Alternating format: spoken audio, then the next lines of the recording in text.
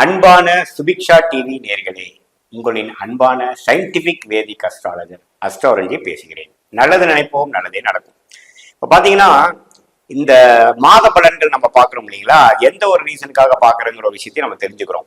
இப்போ பார்த்தீங்கன்னா, என்னதான் தசாபுக்திகள் உங்க ஜாதகத்துல போனாலும், அந்த கிரகங்கள் அந்தந்த வீட்டில் அப்படி இருந்தாலும், கோச்சாரம் என்று சொல்லப்படுகிற அந்த பயிற்சி பலன்கள் இருக்கு இல்லைங்களா, அது மாத பலன்களா இருந்தாலும் சரி, ஆண்டு பலன்களா இருந்தாலும் சரி, அந்த உங்களுடைய ராசிக்கு அந்த கிரகங்கள் எப்படி பயிற்சி பெறுகிறது, எந்த மாதிரி விஷயங்கள் இருக்குது, எந்த மாதிரி ஒரு பார்வையிலேயோ தாக்கத்திலேயோ இருக்குது பொறுத்துதான் அந்த தசாபுக்திகளோட தாக்கங்கள் நடக்குமா நடக்காதா, ரிசல்ட் பாசிட்டிவா இருக்குமா பாசிட்டிவா இருக்காதா.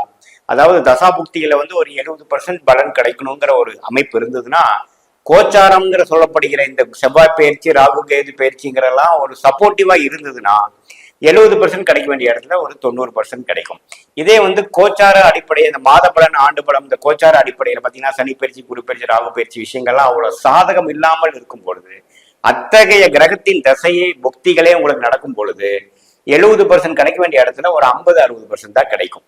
ஸோ பிளஸ் ஆர் மைனஸ் எப்படி இருக்குது, ரிசல்ட் பாசிட்டிவா முடியுமா, கொஞ்சம் நெகட்டிவா முடியுமா, சீக்கிரம் முடியுமா, இழுபறியாகி முடியுமாங்கிற ஒரு விஷயத்துக்கு தான் கோச்சார பலன்கள் உங்களுடைய தசாபுக்திகளோட பொருத்தி பார்க்கணுங்கிறது ரொம்ப முக்கியம். ஸோ அந்த மாதிரி விஷயத்துக்காக தான் நம்ம மாத பலன் பார்க்குறோம். அந்த கோச்சார விஷயங்கள் உங்க தசாபுக்திகளோட பொருத்தி பார்க்கும்பொழுது துல்லியமான பலன்கள் நாம எடுக்கலாம். இந்த காணொலி நம்ம என்ன பார்க்க போறோம்னா, கடகராசிக்கு ஏப்ரல் 2024 மாத பலன் எப்படி இருக்க போகுதுங்கிறது நம்ம தெரிஞ்சுக்க போறோம். பார்த்தீங்கன்னா, ஆண்டு கிரகம் என்று சொல்லப்படுகிற குரு பார்த்தீங்கன்னா கடகராசிக்கு 10ஆம் இடத்துல ஒரு கிட்டத்தட்ட ஒரு வருஷமாக இருக்கிறார். இப்போ ஏப்ரல் மாதம் முழுக்கவும் அங்கதான் இருக்கிறார்.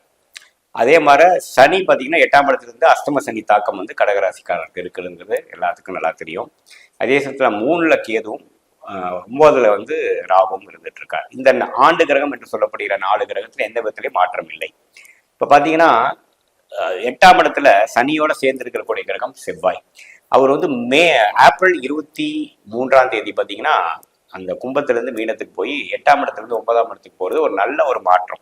ஏன்னா இது வரைக்கும் சனி செவ்வாய் சேர்ந்து 8ஆம் இடத்துல சில பிரச்சனைகளும் பண விஷயத்துல ஒரு மிகப்பெரிய தடை கொடுத்துட்டு இருந்தாருங்க. ஏன்னா 8ஆம் இடத்துல 2ஆம் இடம் என்று சொல்லக்கூடிய தனஸ்தானத்தை பார்த்து சனியும் செவ்வாயும் சேர்ந்து எந்த இடத்தை பார்க்குதோ, எந்த இடத்துல இருக்குதோ அந்த இடத்தை கெடுவோம் பிடிக்கும் அப்படிங்கிற அடிப்படையில கடகராசிக்காரர்களுக்கு பார்த்தீங்கன்னா இந்த சனி செவ்வாய் காம்பினேஷன் 8ஆம் இடத்துல இருக்கிறது பார்த்தீங்கன்னா ஒரு பிரச்சனைகளும் ஒரு காரிய தடையும், ஒரு வர வேண்டிய பணத்துல ஒரு எதிர்பார்க்க நேரத்துல வராம எதிர்பார்த்துட்டே இருக்கக்கூடிய அமைப்பாகவும் ரொம்ப ட்ரையா போயிட்டு இருக்கிறது தான் சொல்லணும்.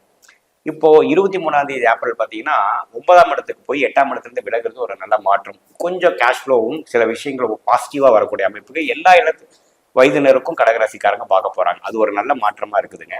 அடுத்தபடியா பார்த்தீங்கன்னா 9ஆம் இடத்துல ஓரளவுக்கு நல்ல கிரகங்கள்லாம் உண்டு. சுக்கிரன் உச்சம் பெறுகிறார்.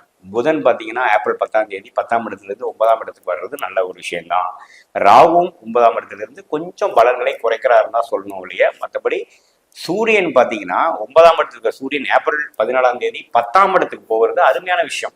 ஸோ இது வரைக்கும் நம்ம தொழில் முயற்சி, ஒரு உத்வேகமான சில செயல்பாடுகள் செஞ்சுட்டு இருக்கோம், ரிசல்ட் வரல அப்படிங்கிற விஷயத்துல பார்த்தீங்கன்னா கரெக்டாக ஏப்ரல் 14ஆம் தேதி ஆகக்கூடிய சூரியன் பயிற்சி, சூரியன் 10ஆம் இடத்துக்கு போய் உச்சம் பெறுகிறார்.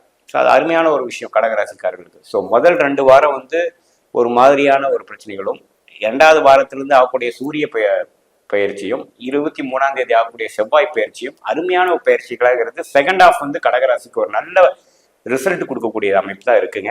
அப்புறம் உங்களுக்கு நல்லா தெரியும், ஏப்ரல் 30ஆம் தேதிக்கு அப்புறம் வரக்கூடிய மே 1ல் நடக்கக்கூடிய குரு பயிற்சி ரொம்ப பாசிட்டிவாக இருக்கு. 11ஆம் இடத்துக்கு குரு போகிறார். ஸோ மே மாதத்திலிருந்து நடக்கக்கூடிய நல்ல ஒரு பலன்களுக்கு ஏப்ரல் மாதம் நல்ல ஒரு ஃபவுண்டேஷன் வேலை, குறிப்பா 3வது வாரம் 4வது வாரத்துல ஒரு நல்ல ஃபவுண்டேஷனும் உத்வேகத்தையும் ஒரு நல்லா எல்லாமே செயல்படக்கூடிய அமைப்பு கொடுக்குது அப்படிங்கிறத நாம பார்க்கணும்.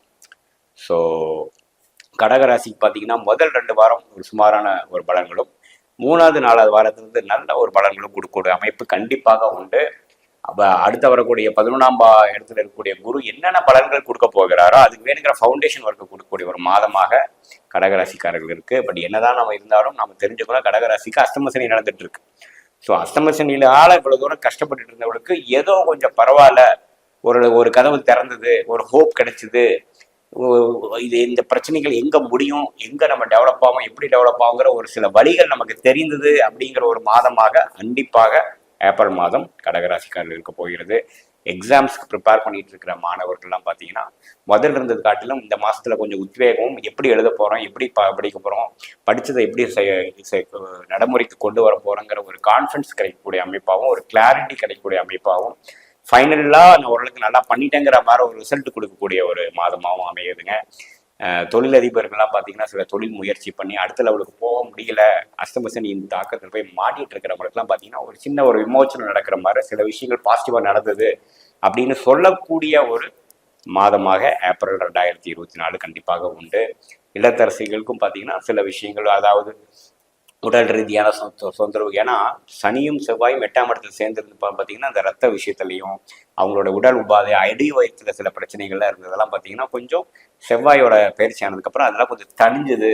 சில மெடிசன்ஸ் எனக்கு இப்போ தான் வேலை செய்ய ஆரம்பிச்சதுங்கிற மாதிரி சில நல்ல ஒரு மாற்றத்தையும் கொடுக்கக்கூடிய அமைப்பாக இந்த கடகராசிக்காரருக்கு இந்த ஏப்ரல் மாதம் கட்டாயம் உண்டு. மீண்டும் மற்றொரு காணொலியில் சந்திப்போம். நன்றி, வணக்கம்.